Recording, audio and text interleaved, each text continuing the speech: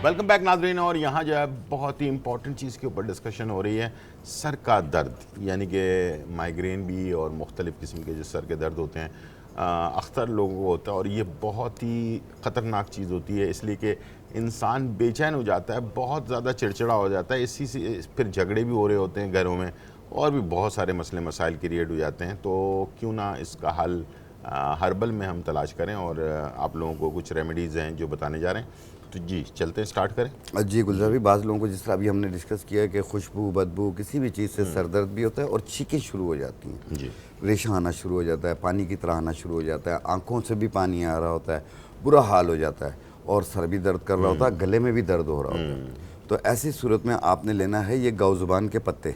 ठीक है। इसका एक चाय वाला चम्मच ऐसे 1.25 कप पानी में डालेंगे, और ये सौंफ, ये भी एक चाय वाला चम्मच, इसे एक जोश दे के उतार दें, कहवा बना लें। 1 कप सुबह 1 कप शाम पिएं। ठीक है। 3 दिन पी लें, इंशाल्लाह ताला जैसा भी नज़ला होगा वो क्योर हो जाएगा।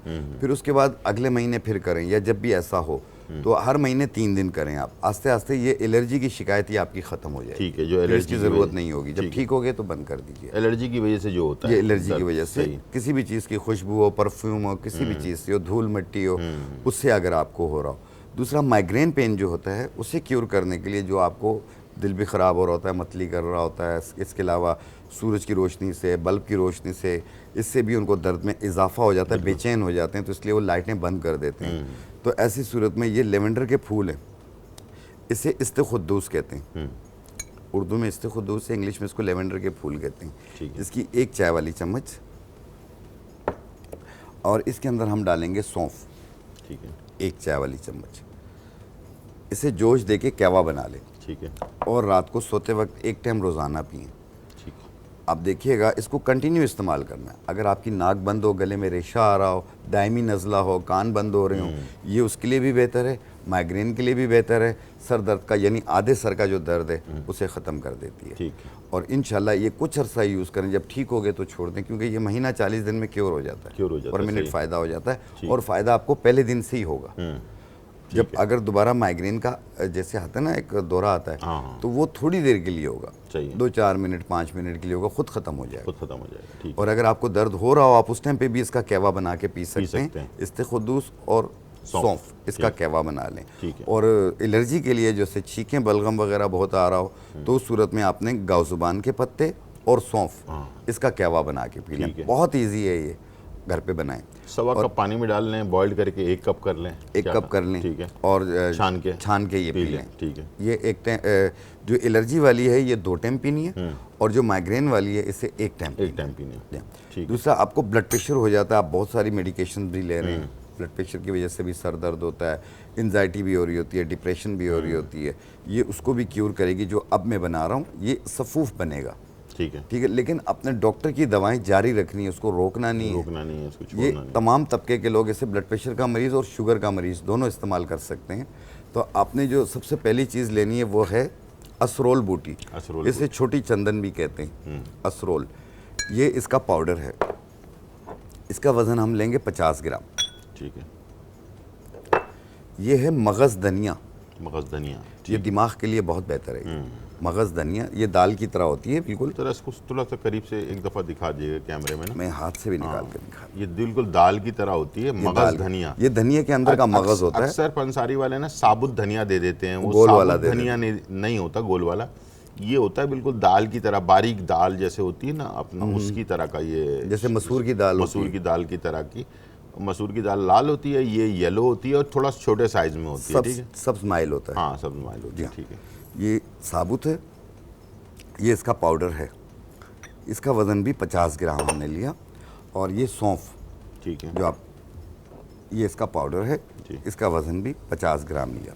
इनको मिक्स करके घर पे रख लें, और आधी चाय वाली चम्मच सुबह नाश्ते से पहले पानी के साथ लें। आप देखिएगा, आपको हेडेक भी नहीं होगा, ब्लड प्रेशर भी आपका कंट्रोल में रहेगा। ये लेकिन अपने डॉक्टर की दवाएं अपने डॉक्टर के मशवरे से रद्दोबदल करें, खुद से रद्दोबदल ना करें।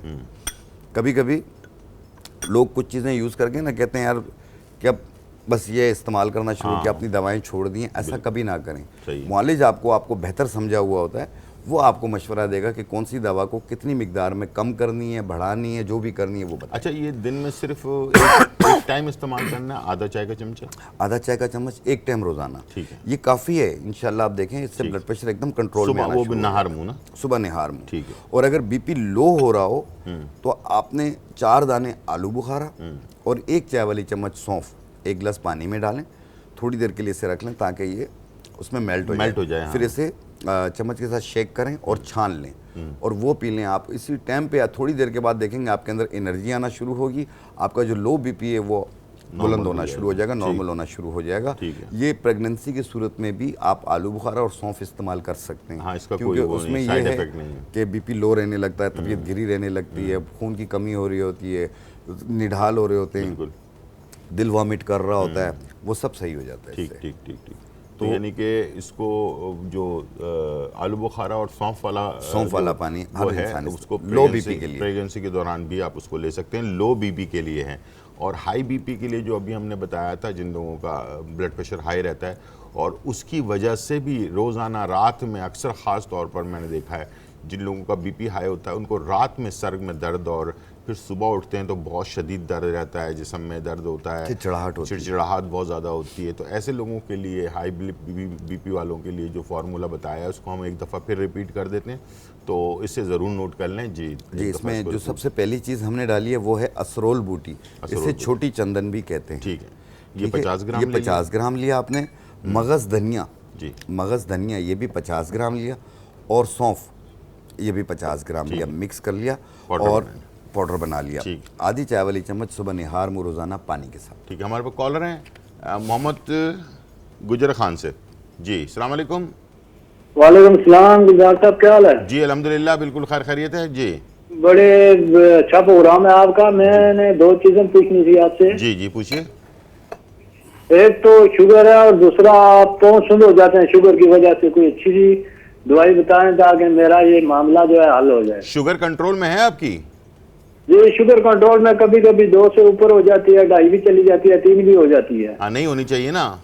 ठीक है, इसको अगर आप कंट्रोल नहीं करेंगे तो फिर ये आगे जाकर नुकसान करेगी बहुत ज़्यादा। ठीक है, हाँ, इसीलिए थोड़ा सा मुझे अच्छे से कोई जी दवाई तो आपको बता देते हैं। मेरे तमाम देखने वालों के लिए एक गुजारिश है मेरी बहुत, वो ये कि दवाई तो हम बता भी देंगे आपको, लेकिन दवाई असर उस वक्त करेगी जब आपका शुगर लेवल सही होगा, यानी कि नॉर्मल होगा, खाने के बाद 160 के अंदर और सुबह निहार मुँह 100 के अंदर। अगर ये पोजीशन बनेगी जब जाकर आपको दवाई असर करेगी, वरना नहीं करेगी, कोई फ़ायदा नहीं होगा, आगे जाकर नुकसान होता चला जाएगा। हम ब्रेक पे जा रहे हैं और वापस आने के बाद ये जो सुनपन है पैरों का, उसके बारे में रेमेडी जो है हकीम साहब बता देंगे। लेकिन वही बात है जो मैं आपसे कह रहा हूँ कि शुगर को कंट्रोल में रखेंगे तो फिर जाकर आपका मसला हल होगा। ठीक है, छोटा सा ब्रेक, फिर वापस आते हैं।